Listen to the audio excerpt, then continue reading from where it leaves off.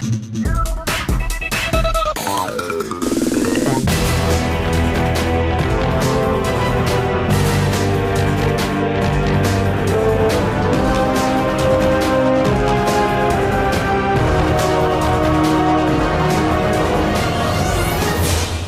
up YouTube, Dow here from Zephyr War Games, and today I am bringing you the second of the brand new decks from Grand Creators, and that is P.U.N.K's. So initially I was kind of like, oh, this is probably going to be the most difficult of the decks to kind of put together and actually make playable. However, massive shout out to P.U.N.K on YouTube, go check it out. He's basically done full combos for different lists, and I've taken massive inspiration because I saw a combo that he did, and I'll show you it at the end. I was like, whoa, this is really cool. So I wanted to give full credit to them. I've taken inspiration from their deck and kind of made adaptations to make it a bit more consistent and take it a very direct route.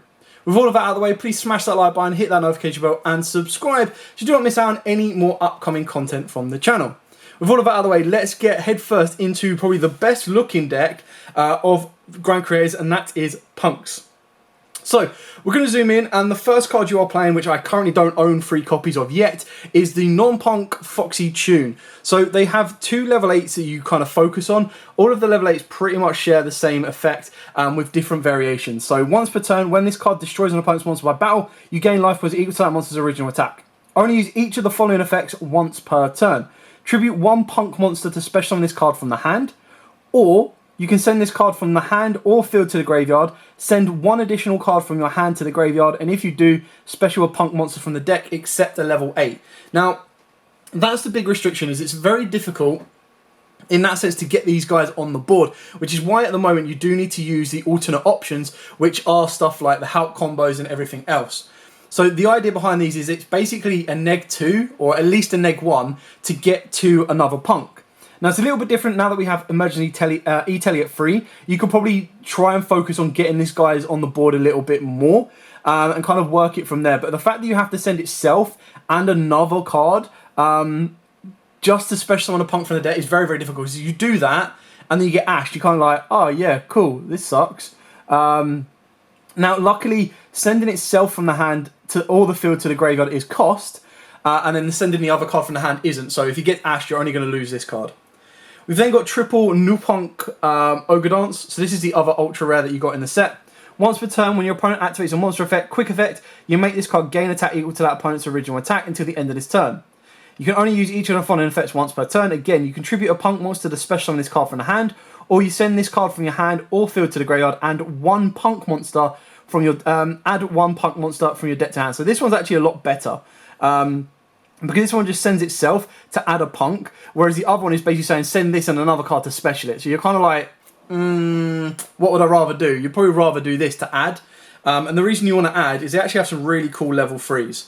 So all of the level 3s are tuners, which is why a lot of people think that these will work really well with Virtual Worlds, which they honestly do. But this particular route of the deck I've quite enjoyed, and I like the playstyles that it can make. So we're then playing triple P.U.N.K Z Amin. So you pay 600 life points to add a P.U.N.K monster from your deck to the hand, except itself. If this card is sent to the graveyard and target a P.U.N.K monster you control, it gains 600 attack. So, I mean, like, I would have liked it if it's sent from the field, like once per turn it can summon itself back. That would then give you more usage out of these two. But then we've got triple Madam Spider. Now, in pure versions, you probably don't need to play 3 of this, but in this particular version, we are playing 3. So again, you pay 600 life points to add a P.U.N.K trap from your deck to the hand. When you activate a P.U.N.K card or effect that targets a card or card your opponent controls, except during a damage step, you can quick effect, target a face-up monster your opponent controls, its attack becomes half until the end of this turn. So that's kind of nice, because it means that they are relatively weak, so it makes your boss monsters a little bit harder to deal with. And then the best card, which I can't understand why this isn't like an ultra rare, is Yugioh P.U.N.K Shimagaru. Again, apologies if I butchered the name on that one. But you pay 600 life points to fusion summon a P.U.N.K fusion monster from your extra deck using monsters from your hand or field as material. During your opponent's turn, quick effect, you can pay 600 life points. Immediately after this effect resolves, synchro summon a P.U.N.K synchro monster using monsters you control as material. So obviously, it would have been nice if you could sync using monsters in your hand. But the idea behind this is this gets you into your fusion monster, and the fusion monster then get you 2 more P.U.N.Ks from the deck. And then if you ultimately end up getting into the Amazing Dragon, you can then bring back the fusion. Then we play a lot of one-offs. Now, the lot of one-offs are pretty much just free extenders in a sense. So we've got the one Psychic Wielder and the one Tracker. The reason that you probably want to focus more on Tracker than Wielder is because Wielder's a tuner. But on the plus side is if you do synchro with Wielder, it does let you kind of pop a card your opponent controls. Tracker is just if you control a level 3, you can special summon it for free. And then because it's a non-tuner, it unlocks your synchro plays. Whereas Wielder kind of makes it a little bit more difficult, and it's kind of why you'd probably want to look at something like a Breaksword and Zeus route, but on this particular version I've not gone that way. Then cards that we are going to be searching off of our Cupid pitch. You've got the one Hop Ear Squadron and the one Calicrow. Now the Calicrow is literally in here for the pure fact that you search it, special it, and that's how you get into your Caliga plays, and again this will all be shown in the combo at the end. The Hop Ear Squadron is one of them options that you can hold back, which basically means you search out Hop Ear, you pass your opponent's turn, you've ended on a Savage. If your opponent Dark Rulers you or stops you, the Hop Ear still gives you the ability to synchro into a level 10 synchro, which will ultimately let you pop, I believe, 2 to 3 cards your opponent controls, which can be very, very important. Then we are playing the Despot combo, which is the one 001 and the one Cult Ring. Now again, you don't need to play this. If you want to and you want to up it, you can go for a DPE engine, you can go for more control cards, you can go more pure. But to try and compete at the moment, I feel like the combo I saw with Auroradon was so good because it let you get into your boss monster, which was really, really good. And that's kind of what drew me to it. I was like, that's good that it consistently allows you to make that.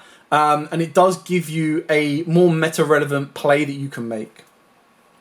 Then 2 cards that are slightly important because they get sent off of your level 7 dragon. Completely forgotten its name, which is always great. Riser Dragon, there we go. So you send it off the Riser Dragon to make it a level 3, which is important because that will then let you sync with your Savage Dragon to get into your big boss monster. And ultimately you'll have a lot of Psychics in the graveyard so you can bounce multiple cards. But the Token Collector is really specific. Because it relies on you being able to utilize against Sword Soul decks, which is good when the format shifts, which is what this deck is post ban list. So you could arguably go double, but once this card's in the graveyard, it summons itself back for free. The reason we've got the one Skullmeister in here, which again would be the flip side, is if you don't want to use Token Collector, I would put in 2 Skullmeisters, because then at least you've got a hand trap that is relatively generic and useful against multiple decks. So it lets you balance out between the two. It's entirely up to you. Token Collector is the one direct route that if you think you're going to be facing a load of synchro decks, that a load of token generating decks, that's the way you want to go. Especially with Scapegoat back at 2, I suppose, as well. And then Skullmeister is the other option where it's like, okay, my locals don't play Sword Soul at all, so I'm going to bump Skullmeister up to 2. Speaking of hand traps, we are playing triple Ash Blossom, and I'm so glad that I can utilise this card, is triple Ghost Ogre. Now, yes, this can easily be Veilers, it's entirely up to you, but what I love about Ghost Ogre is the fact that it's a Psychic and the fact that it's a tuner. It is a free extender coming off the back of an E-Telly, which is great.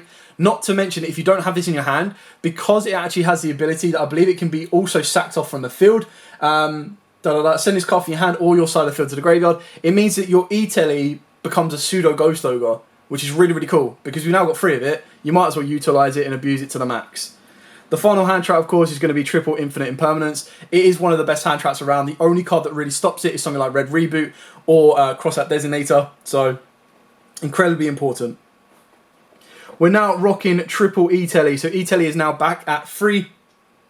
Possibly because of Grand Creators, you don't know. Incredibly good card. It's not a once per turn. The fact that it just lets you spawn out your Psychics and all of your lower level main deck punks are all level 3 Psychic tuners. You're in a very good position, considering most of them then have additional effects of like pay to synchro or pay to fuse. The best thing about that is if you activate an E-Telly and you bring out, if I was going to be lucky enough, no, where is he? Come here. There you go. And you bring out your Shaman during your opponent's turn. That can then give you the option to synchro. So it's very, very nice. Then for the trap cards, for the Punk trap cards, we've got the one Jurori Punk Dangerous Gabu and the one Surprise. So Surprise is really annoying because you target a set card your opponent controls, or if you control a Punk monster, you can target a face-up card your opponent controls and destroy it. So it's like very specific and restrictive. The Dangerous Gabu is basically like a searchable imperm. So you can target one effect monster your opponent controls and negate its effects until the end of the turn. And if you control a Punk monster, you gain life points equal to that target monster's original attack. So, I mean, it's kind of cool. It's the fact that it's searchable that makes it better. But They both have restrictions to them, which is why you only want to play 1 and 1. You could, if anything, bump the Gabu up, but ultimately I don't think you need to. And then the final 3 spots really comes down to your play style. These 3 spots can be down to if you want to play Nibiru's, if you want to be going second, you can play board breakers like Chalice, Droplets, Dark Rulers. With this one, I've kind of gone with an option of going, right, okay, I'm going to go Solemn Straight to kind of help me solidify my front row. Like, the deck front row is going to be putting out pretty decent negates and interruptions that I kind of want to have back row protection should my opponent Dark Ruler me, Droplet me, anything like that. I still have plays as powerful as Strike to deal with it. One card I will say before we get to the extra deck in this particular build that I would highly advise people getting is Gravity Collapse for the side deck. Because the chances are that you produce such a good first turn board that your opponent is going to want to Dark Ruler you. They are going to want to Droplet you. So if they're going to turn off your front board, if you have a card like Gravity Collapse, and for those of you that don't know what it does, it's busted for synchros. So when your opponent would summon a monster or monsters, you send one face-up synchro monster you control to the graveyard, negate the summon, and if you do, destroy that monster. And your opponent cannot special summon monsters until the end of this turn. So you basically lock your opponent out for the entire turn, which is great, because if they've Dark Rulered you and they're like, right, okay, now I've got to pick off your board bit by bit, you go Gravity Collapse, get rid of it, and then your board's safe and ready to go. So definitely a card, especially for my synchros that I put in, because if you see it, then you're pretty much able to go, right, cool, Gravity Collapse, lock out, good, I'm ready to rock and roll, and I'm protected. Moving on to the extra deck, so we'll run from the synchros down to the XYZs. So we've got the one Yukori P.U.N.K, I think it's like, what is it, Supreme Dragon, Amazing Dragon. It looks incredible, like absolutely love the look of this card. But the issue is it's so difficult to summon. It's a level 11, it's 1 tuner at +1 or more non-tuners. If it is synchro summoned, you can target cards your opponent controls up to the number of level 3 psychic monsters with different names you control and in your graveyard. Return them to the hand. You can target 1 P.U.N.K monster in your graveyard except itself and special summon it. You can only use 1 effect per turn and only once that turn. So the idea is that you want to use the bounce during your opponent's turn and you will be using the revival during your turn. So what makes this really cool is Savage Dragon plus Riser Dragon with a level adaptation makes this card. You can also, of course, go with E-Telly plus Savage makes this card. And the idea would be that Savage has used its effect, it's negated something, your opponent is still going, you activate E-Telly, you're able to try and sink into this card, you get into this card, you're going to ultimately, by the time you've made that combo, have bounced at least 2 cards. And if you use E-Telly, you could possibly bounce up to 3 cards as well. For the aggressor, we've got Satellite Warrior. So this is one of the ones where if you don't have the ability to Riser, or if your opponent has Dark Rulered you or something like that, and you still hold on to Hop Ear Squadron, you can use Hop Ear to synchro with your Savage Dragon into a Satellite Warrior. The Satellite Warrior, at the very least, will end up having 2, if not 3 synchros in the graveyard, depending on the route of combo that you have gone. So that gives you a free pop and makes it a 5500 boss monster. Speaking of level 8s, of course, you've got the Savage Dragon, and then, of course, you've got Omega. If you wanted to, you could put the Gamma package in here, but I would like to think that people right now are smart enough not to ash your E-Telly if you use it as your first card. Riser Dragon, so good with the combo. Like I said, when I saw it, I was like, yeah, need to do it, let's rock and roll. Mud Dragon, this unlocks the ability, if you want it to become a Dragoon, or in this particular build, it's going to become a Kaliga. Now, the reason we would do this is rather than searching Hop Ear, you search out your Calicrow, you special summon down your Calicrow, which is a dark, you use Mud Dragon's effect to make it Alistair the Invoker, and you sync into Kaliga, or you fuse into Kaliga. And the idea behind that is you're putting on a stun card, so if you're not able to go full combo, or your opponent's slowed your combo down, or anything like that, Kaliga, making sure your opponent can only activate, and you, 1 effect, and can only attack with 1 monster, really slows your opponent down and makes him go, right, okay, cool, this is going to be a lot more difficult to deal with. And if you've already established the board of a boss monster, you just constantly keep poking away. For the level 4s, we do play the 1 Herald, and to complete the Riser Dragon combo, you do need to play 2 Cupid Pitch, because it is a card that can adapt its level, but also a card that is a tuner as well. So it is very important to utilise 2 of this, because to get into the full Riser combo, you will need to go through it twice. I've then got 2 of the Yukioh P.U.N.K Rising Carp. Arguably, you can put this at 1 because you will loop it, and that's probably where your Break Sword would come into play. And if you wanted to, you could loosen up the synchro count and go into a Zeus route as well. So this one, it requires 2 P.U.N.K monsters specifically. You contribute this Fusion Summon card to special summon up to 2 P.U.N.K monsters with different names from each other from the hand and or deck, except level 8 monsters. Well, I don't know why this card is so, or like this deck is so inclined to stop itself playing. Then if this card is synchro summoned using this card is... Sorry, if you synchro summon, using this card as material, you can target a punk monster you control, or it can make a second attack during each battle phase. Only use each effect once per turn. So again, the idea is that you make your synchro dragon be able to attack twice. That's a base of 6,000 attack. The synchro monster can then bring this guy back, and then that's ultimately going to try and lead you into game. We've got the one Abyss Dweller, very specific to make this. You would ultimately make Cupid Pitch or you make Herald alongside your Cult Wing and you overlay those into an Abyss Dweller. This would be very specific to the game you're playing or the meta you're facing. And again, if you wanted to take out a Carp, you've got Breaksword, you've got Down a Magician, and then you would take out a Cupid Pitch and Rise a Dragon for Zeus and something else as well. And for the last two, Link Monsters, of course, Halley Firebrax and Auroradon combo. Very straightforward, very, very basic. I mean, it's just... Now that the ban list has gone and that we've kind of survived the ban list, it would be silly of us not to utilise what we have. And ultimately, that's kind of what you need to go for. So, yeah, that's the route we are going to rock and roll. So that's it for the main deck and the extra deck. Now I'm going to show you the combo. Now the combo is a very, very simple 2-card combo. It's basically one specific card which you can get to via E-Telly plus a random discard. So we will go with E-Telly and then we'll go with the one card which is basically your Z Amin. Okay, so these are the 2 cards you're going to need, and the way it's going to work with this can just be a random discard. It's a very, very simple combo, and you've got to absolutely love it when it does what it does. So you normally summon down your new Punk. If, of course, you do have E-Telly, you can do it that way as well. You then use the effect of the new Punk to pay 600 life points to then add a Punk from the deck to the hand. Now, this one, you want to go for the one that will let you special summon, so that's why you go for your Foxy Tune, and this is why you need the random discard.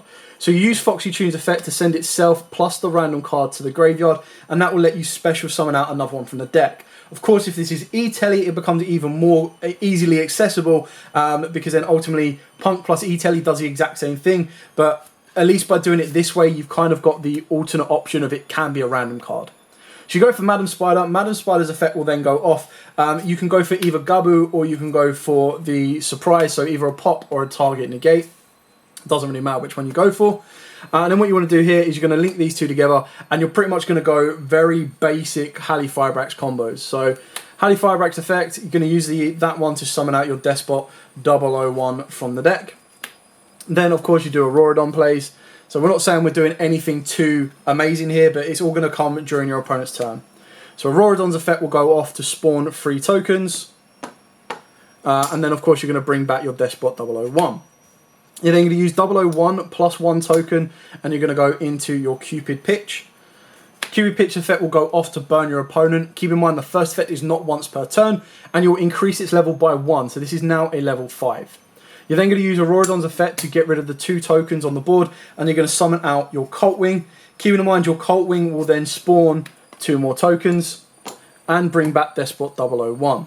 Now don't worry about your Cult Wing's level. We're going to be able to get rid of that and drop that down as we go. So now you've got a token that's a level 3 plus a Cupid Pitch which is a level 5. So you're going to use both of those and you're going to go into your Savage Dragon. Your Savage Dragon will then of course equip from the graveyard the Halley Firebrax, giving it 2 negates. Wham, bam, thank you man. You're then going to use your Despot 001 and you're going to use the token and you're going to go into a second copy of Cupid Pitch. This time we're going to make Cupid Pitch decrease a level, so it is now going to become a level 3. You're then going to sync your level 3 Cupid Pitch with your Cult Wing, and you're going to summon into a Riser Dragon. Now, keep in mind, at this particular point, whether you do this now or you do it previously, you can trigger the Cupid Pitch effect. Now, personally, because I'm not going to go into the Kaliga play, I'm actually going to search myself out my Hop Ear Squadron. Now this just gives me a backup should my opponent disrupt this. If you don't want to go for your Hop Ear Squadron, you do also get the ability to add a Punk as well to start your play off again the next turn. So it depends on which route you want to go for and how you're going to play. It's entirely up to you. You're going to set the Gabu, and then pass your turn from here. So what you do now is you actually have the ability of doing a lot of things. So you'll use Savage's effect first because this will be one of the cards you're going to pretty much synchro off with. So you use Savage's effect. Cool. You then use Riser's effect and you need to adapt its level to make it a level 3. Now keep in mind as well, if you've got E-Telly, that also replaces the use for Riser, because E-Telly then becomes the Shaman King or like the Punk, and then the Punk then uses its quick effect to sync with your Savage Dragon. So you still have ways to play around Dark Rule and everything else like that. But I'll show you the max potential. So then what you're going to do is you're going to use your Riser Dragon to send Token Collector and basically reduce its level to a 3. You're then going to sync with your Riser Dragon plus your Savage Dragon, and you're going to go into your Amazing Dragon. Now, the Amazing Dragon, I believe, is going to get 2 bounces. Let me just check how many level 3 cycles we got. Yep, 2 bounces. So unless the random discard was another one with a different name, you're going to get 2 bounces off of that, which is really, really good. Now, that then also gives you the ability to negate off of the Gabu. So you've ended up negating with Savage, you've bounced with the Dragon, and then you've negated with Gabu. Alternative route, if we reset this a little bit, let's say, I'm not going to bring back Halifibrax, but you can kind of imagine that it's there. Let's say our opponent Dark Rulers us. Well, what options do we have? Well, we've got the option of Hop Ear Squadron to sync these two together. This will then bring us out our Satellite Warrior, which will then get the ability to pop 4 cards. 4 cards or 3 cards? 3 cards. Because it'll be 2 QB pitch. Let me just check, it's not different names. Target cards up to a number of synchro monsters in the grave, destroy them. Yeah. So you would then be able to target 3 cards your opponent controls and pop them. So that's one option. And then alternatively, if you add a, like I showed earlier, if you add an E-Telly to this combo and set this, you activate the E-Telly. The best thing about this one is this one will actually give you an additional bounce. So you activate the E-Telly, you bring out the Punk, you then use its effect to sync with monsters you control. You sync with those, you go into the Dragon will then have 3 because you'll have Madam Spider, you'll have the Yugioh, and then you'll also have the Ayo, I believe as well. I think it might actually get, no, it is level 3 Psychics, isn't it? Yeah. So you'll get 3, so 1, 2, 3. There you go, so you'll get a 3 bounce. So you've got a 3 pop, a 3 bounce, a 2 bounce, a 2 negate. It's entirely up to you. Depends on how your opponent plays. But I just loved it. I saw this combo, I was like, oh, this is awesome. Now, yes, the Riser combo can become less reliant, or you don't need to rely on it as much now that we've got free E-Telly. But ultimately, I quite like the idea of being able to go, right, okay, Dark Ruler me, I dare you. They Dark Ruler you, and all they really get rid of is they get rid of the Riser play and the Savage Dragon. But then if you've got an E-Telly, your E-Telly then becomes a backup, and the Gabu still becomes a negate. So, you know, and the best thing about the Gabu is if you wait and hold it until you've got the Dragon on the board, the Gabu can then gain your life points back that you've been spending in order to synchro summon. So, really awesome. I love the route behind this. So again, massive shout out to P.U.N.K who showed me this combo, and I was like, damn, I need to build a deck around this combo now because I absolutely love it. And kind of go from there. But anyway, thank you so much for watching. Don't forget to like, comment, subscribe, share. Hopefully you have found this video enjoyable and informative. But until next time, guys, as absolutely always, stay safe and happy dueling.